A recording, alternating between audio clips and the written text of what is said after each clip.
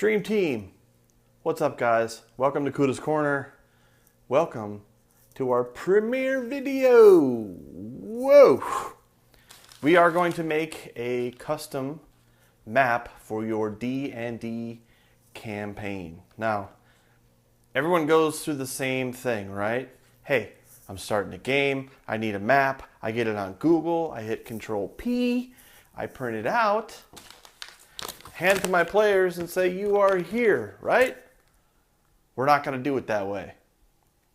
We're going to do a custom map that is aged and looks like it came right from your world. It's going to look like this, and I'm going to show you how to do it. Come along. Alright, so I headed over to Michael's. I got some transfer paper and a couple of legal size pieces of plain white paper. I actually got those on the one behind the counter. She just gave them to me, which was cool. I don't have legal at my house, but I think the tracing paper was maybe $6, Martha Stewart style. A little pricey, but when you need it, right? So I bought a package. I cut it to kind of fit over the paper, taped it down with some random tape that I had laying around just to keep everything stable. Nothing fancy here. If you ever done any artwork tracing, pretty simple. So I did print out the map on my printer, added it to the tracing paper on top, again taped it down, and then just plain old ballpoint pen got in there and started tracing. So there's no real magic here. I just traced the main pieces because I knew I was going to go over it with a artistic pen after I was done. So I just covered the forests and the mountains and some of the main cities on there because I want to use this with kids, right? Anytime you hand them something that's different or out of the norm, it'll make them remember this moment, and that's what I was hoping with this map. So just some basic outlines here, and just trying to capture the location and some of the text. So I ripped that off after I was done. I've got those art pens that I also got from Michael's, about $10 for 3, 0.05 diameter on the pen. And I started writing in the names of the cities first because I didn't want to have to go in afterward and then after I already drew the outlines and then write over it, because then it looks kind of mucky. So I did the names of the cities first. I just picked kind of random cities. I knew I'm starting with Horde of the Dragon Queen, so I knew that I wanted to have the first city visible. But since I'm going to be using this as sort of an extended campaign after I'm done with that, I just grabbed random things that looked interesting or sounded cool and put them on the map. So that's what you're seeing now as I'm starting to do the main outline here. This is the first time I attempted this. I just kind of saw it in my head and said, well, it might be kind of cool to try. So at this point I was unsure if this was going to work or not. So I was kind of winging it, but I wanted something that would be pretty permanent and go through a coffee staining process, which you'll see here in a second. So after I traced most of the things, I added some cities with like a little bullseye. Here I'm putting in the forest right now.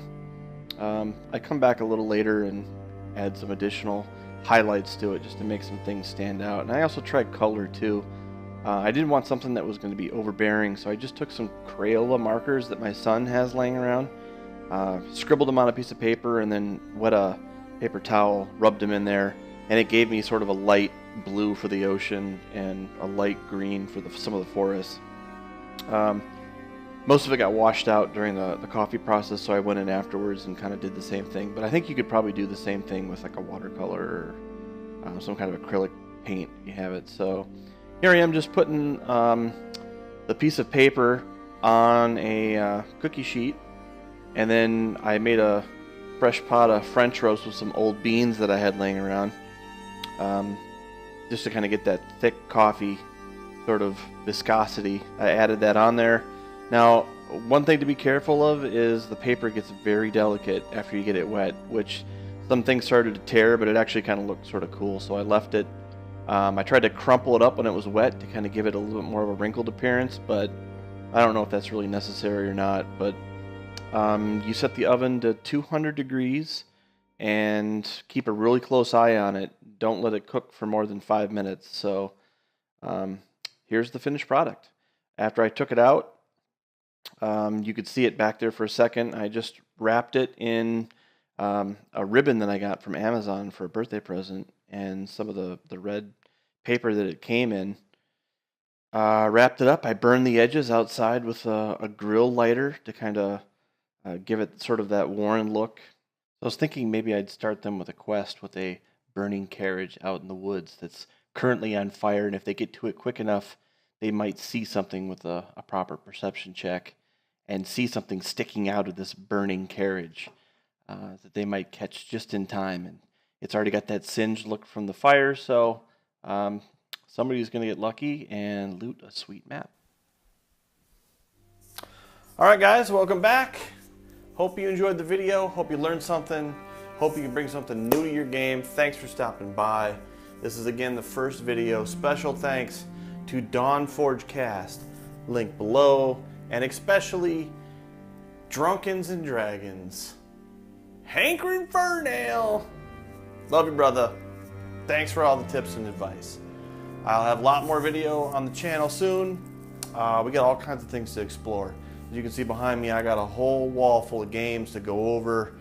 And I think I'm going to start initially with a breakdown for brand new Dungeons & Dragons 5e players, catered specifically for adults trying to play with kids. I got a 9-year-old. All of his friends want to play. I'm pretty new to DMing and the whole RPG experience, so I'm going to learn it with them and hopefully teach you guys some stuff along with me, and we can all enjoy this together. So, all right, guys, so just remember, stay young and have fun, and I'll see you on the other side.